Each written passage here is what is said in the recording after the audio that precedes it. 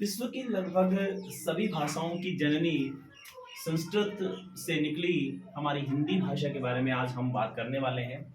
सबसे पहले तो हमें इतना ध्यान होना चाहिए कि जो भास धातु है, भास जो शब्द है, इस भास शब्द का निर्माण कैसे हुआ है। तो सबसे पहले तो प्यारे साथियों हम जानते हैं कि जो भास शब्द है, भास शब्द, ये भाषा जो शब्द है, यह भाषा शब्द संस्कृत की भास धातु से बना है। भास एक धातु होती है, इस भास धातु से बना है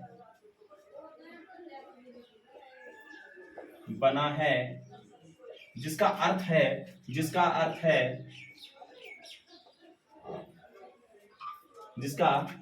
है अभिव्यक्त करना।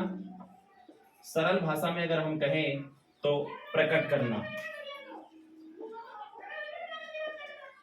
अक्षर जो हिंदी के व्याकरण होते हैं, उनका मानना है ऐसा कि भाषा जो शब्द होता है ना, भाषा शब्द संस्कृत की भास धातु से बना है और इसका अर्थ अभिव्यक्त या प्रकट करना होता है। किंतु अगर हम देखें, यानी कहने का मतलब यह हुआ कि व्यक्ति के हृदय में विद्यमान भावों या विचारों को प्रकट करने का माध्यम ही भाषा कहलाता है। किंतु सिर्फ इससे ही हमारी भाषा की प्रक्रिया पूर्ण नहीं हो जाती है। प्यारे साथियों, भाषा एक प्रक्रिया होती है और यह प्रक्रिया जब तक वक्ता के द्वारा कहे हुए कथन को श्रोता तक प्रस्तुत नहीं कर दिया जाए और श्रोता उसे सोच समझ करके अच्छी तरह से उसके अर्थ को ग्रहण करके वक्ता को पुनः अपना अपना फीडबैक नहीं दे दे, तब तक वह भाषा की प्रक्रिया पूर्ण नहीं मानी जाती है। मेरे कहने का आशय यहां पर यह है कि व्यक्ति या भावों को आदान प्रदान करने का माध्यम व्यक्ति के हृदय में विद्यमान, अपन यूं कह सकते हैं, भाषा की परिभाषा की अगर हम बात करें तो भाषा की जो परिभाषा होती है, वो परिभाषा वो इस प्रकार से कहेंगे हम कि व्यक्ति के हृदय में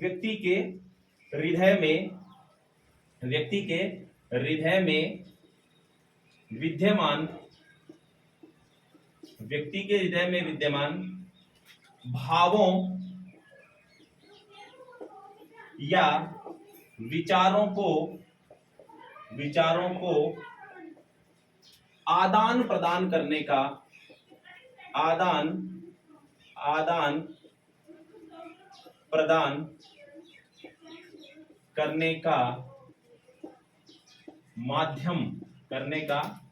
माध्यम भाषा कहलाएगा।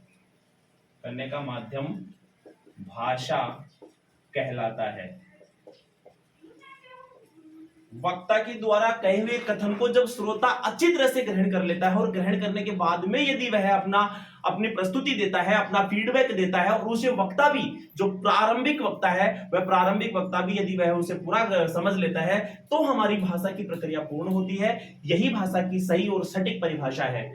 यदि कंपटीशन लेवल में अगर हम देखें, प्रतियोगी परीक्षाओं में क्या होता है कि जो छोटी जो व्याकरण होती है, स्कूल आदि की शिक्षा तक अगर हम देखें तो वहां पर सीधा सा लिखा हुआ होता है कि व्यक्ति के भावों को प्रकट करने का माध्यम भाषा कहलाता है। लेकिन ऐसा कतई नहीं है। भावों को केवल प्रकट करने का माध्यम ही भाषा नहीं कहलाता। भाषा में भावों और विचार जो होते हैं वो प्रकट भी होते हैं और श्रोता के द्वारा ग्रहण भी किए जाते हैं। इसलिए प्रकट करना एवं ग्रहण करना, ये दोनों प्रक्रियाएं जब तक पूर्ण नहीं होंगी, जब तक भाषा की प्रक्रिया नहीं होगी। इसलिए भाषा की सही एवं सटीक परिभाषा होगी कि व्यक्ति के हृदय में विद्यमान विचारों को या भावों को आदान प्रदान करने का जो साधन है, जो माध्यम है, वह माध्यम ही भाषा कहलाता है। अब हम बात करते हैं भाषा के प्रकारों की।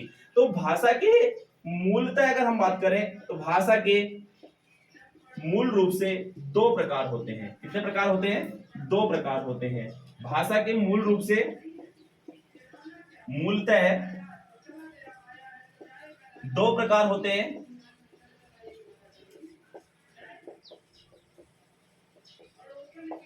आजकल भाषा के कई जो हमारी कंपटीशन की गाइडें आ रही हैं, उन गाइडों में 3 प्रकार भी बताए जा रहे हैं, 4 प्रकार भी बताए जा रहे हैं, लेकिन मूल रूप से अगर हम एनसीईआरटी के अकॉर्डिंग देखें तो भाषा के केवल 2 ही प्रकार होते हैं और वही 2 प्रकार हमें समझने हैं। देखिए प्यारे साथियों, भाषा के जो प्रकार होते हैं उन प्रकारों में विभिन्न प्रकार की जो भाषाएं होती हैं, सभी भाषाओं में इनके प्रकार अलग अलग भी हो सकते हैं, लेकिन हम बात कर रहे हैं हिंदी के संदर्भ में। और हिंदी के संदर्भ में अगर हम बात कर रहे हैं तो भाषा के मूल रूप से 2 प्रकार होंगे। पहला प्रकार होगा लिखित भाषा, लिखित भाषा, और दूसरा प्रकार होगा मौखिक भाषा। एक होता है लिखित भाषा और दूसरा होता है मौखिक भाषा। आज हम इन दोनों को भी थोड़ा अच्छी तरीके से समझेंगे। अब तक जो हम समझते आए हैं केवल यही समझते आए हैं कि जिस भाषा को लिख करके प्रकट किया जाता है, लिख करके अभिव्यक्त किया जाता है, वह लिखित भाषा कहलाती है, और जिस भाषा को बोल करके प्रकट किया जाता है, बोल करके या कह करके प्रकट किया जाता है, वह मौखिक भाषा कहलाती है। लेकिन क्या यही परिभाषा है? आजकल कंपटीशन में इस प्रकार के प्रश्न पूछा नहीं जाता है। इससे थोड़ा सा टफ क्वेश्चन पेपर कैसे बनता है, तो देखिए एक बात बता देता हूं मैं। भाषा के जो कौशल होते हैं, आपने रीट आदि की जो कंपटीशन दिए होंगे उसमें रीट वाले जो मेरे साथी हैं उन साथियों ने पढ़ा होगा कि भाषा के जो कौशल होते हैं इनमें LSWR को आपने सुना होगा। LSWR से मेरा तात्पर्य यहाँ पर सुनना, पढ़ना, बोलना और लिखना, इस लेखन कौशल आदि कौशलों से है। तो 4 प्रकार के जो कौशल होते हैं, इन कौशलों को शुरू में अगर हम देखें तो इन कौशलों को भी जो भागों में बांटा जाता है। पहले साथियों, इन कौशलों को, इस लिखित भाषा को और मौखिक भाषा को समझने से पहले एक बात हमारे को बहुत अच्छी समझनी है कि जो भी भाषा के माध्यम होते हैं वो 2 प्रकार के माध्यम होते हैं। एक ग्राह्य माध्यम और एक दूसरा होता है ग्राह्य के साथ साथ में अभिव्यक्त माध्यम, अभिव्यंजना माध्यम हम इसको कह सकते हैं, अभिव्यंजना माध्यम। तो ये जो दोनों कौशल होते हैं, ग्राह्य कौशल और अभिव्यंजना कौशल, इन दोनों को थोड़ा समझने की जरूरत है, समझने की जरूरत है। ग्राह्य का मतलब होता है ग्रहण करना, ग्रहण करना, और आप सब अच्छी तरह से जानते हैं अभिव्यंजना का मतलब हो गया अभिव्यक्त करना। ये दोनों अलग अलग चीजें हैं। अभिव्यक्त करना, अभिव्यक्त करना, अभिव्यक्त करना से आप तात्पर्य सब समझ सकते हैं, प्रकट करना। तो ये दोनों अलग अलग कौशल हैं और इन कौशलों के आधार पर हम देखें तो जो ग्राह्य कौशल होता है, ग्राह्य कौशल मतलब कि ग्रहण करना। पहले साथियों हमने देखा कि भाषा को केवल प्रकट ही थोड़ी किया जाता है, श्रोता के द्वारा ग्रहण भी तो किया जा सकता है। तो जिस भाषा को, अब भाषा की सही और सटीक परिभाषा देखिए, इस लिखित भाषा की, लिखित भाषा की सही और सटीक परिभाषा जो कि अक्सर किताबों में बहुत कम पाई जाती है, बहुत कम, क्या ना के बराबर मिलती है। हम ये तो कहेंगे कि भाषा में अब किताबों में पढ़ते आए हैं कि जिस भाषा को लिखकर प्रकट किया जाता है, लिखकर प्रकट किया जाता है। बिल्कुल मैं समझता हूं कि इस भाषा को लिख करके प्रकट किया जाता है, वो माध्यम क्या कहलाता है? वो माध्यम हमारा क्या कहलाता है? लिख करके अगर हम भाषा को प्रकट करते हैं तो वह माध्यम हमारा क्या कहलाता है भाई? लिखित भाषा कहलाता है। लेकिन मुझे एक बात बताइए, क्या केवल लिख करके प्रकट किया जाता है? अगर वक्ता के द्वारा, कहने वाले के द्वारा, लिखने वाले के द्वारा इस भाषा को लिख करके प्रकट किया जाता है तो श्रोता और पाठक के द्वारा, श्रोता और पाठक के द्वारा उसे कैसे ग्रहण किया जाता होगा? तो प्यारे साथियों, उसे लिख करके, लिखी हुई भाषा को पढ़ करके ग्रहण किया जाता है। तो पिछले दिनों परीक्षा में इस प्रकार के प्रश्न भी पूछ लिए गए थे कि जिस भाषा को लिखकर प्रकट किया जाता है तथा पढ़कर ग्रहण किया जाता है, पढ़कर ग्रहण किया जाता है, पढ़कर ग्रहण किया जाता है, वो भाषा क्या कहलाती है? लिखित भाषा कहलाती है। तो एक बार पुनः सुनना कि जिस भाषा को लिख करके प्रकट किया, बिल्कुल सही बात है, लिख करके प्रकट किया जाता है। अब तक हम यहीं तक किताबों में पढ़ते आए हैं, लेकिन आगे की बात देखिए क्या है। आगे की बात है कि जिस भाषा को पढ़ करके पाठक के द्वारा लिखी हुई बात को क्या किया जा सकता है? सुना तो नहीं जा सकता ना, पढ़ाई तो जा सकता है। तो पढ़ करके जिस भाषा को ग्रहण किया जाए वह भाषा भी क्या कहलाती है? लिखित भाषा कहलाती है। इसी प्रकार से हम पढ़ सकते हैं जो मौखिक भाषा होती है, इस मौखिक भाषा में भी हम अच्छी तरह से समझ सकते हैं। यहां से मैं लिख देता हूं, देख लीजिए बेटा एक बार। मौखिक भाषा, तो मौखिक भाषा का मतलब क्या है? सब हम समझते आए हैं कि जिस भाषा को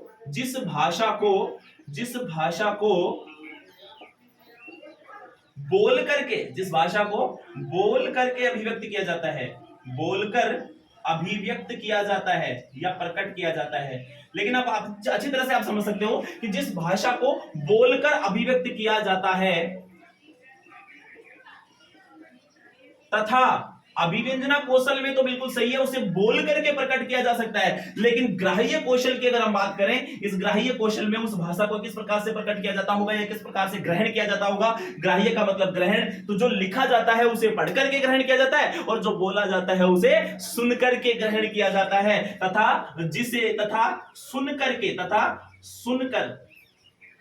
सुनकर ग्रहण किया जाता है, सुनकर ग्रहण किया जाता है या किया जाए, ऐसी भाषा को हम क्या कहेंगे मौखिक भाषा। प्यारे साथियों, अब से हम एक नई जानकारी इसमें देख पाए हैं कि जिस भाषा को पढ़ करके ग्रहण किया जाए वह तो क्या होती है, पढ़ करके अगर ग्रहण किया जाएगा तो वह लिखित भाषा होगी, क्योंकि लिखे हुए को ही हम पढ़ सकते हैं। लेकिन हमारी बात अगर यहां से हम अलग करके देखें इसको, तो हम देख सकते हैं कि जिस भाषा को बोल करके अभिव्यक्त किया जाता है, लेकिन उस भाषा को क्या किया जाता है, सुन करके ग्रहण किया जाता है। तो सुन करके ग्रहण किया जाए ऐसी भाषा क्या कहलाएगी, मौखिक भाषा कहलाएगी। धन्यवाद प्यारे साथियों।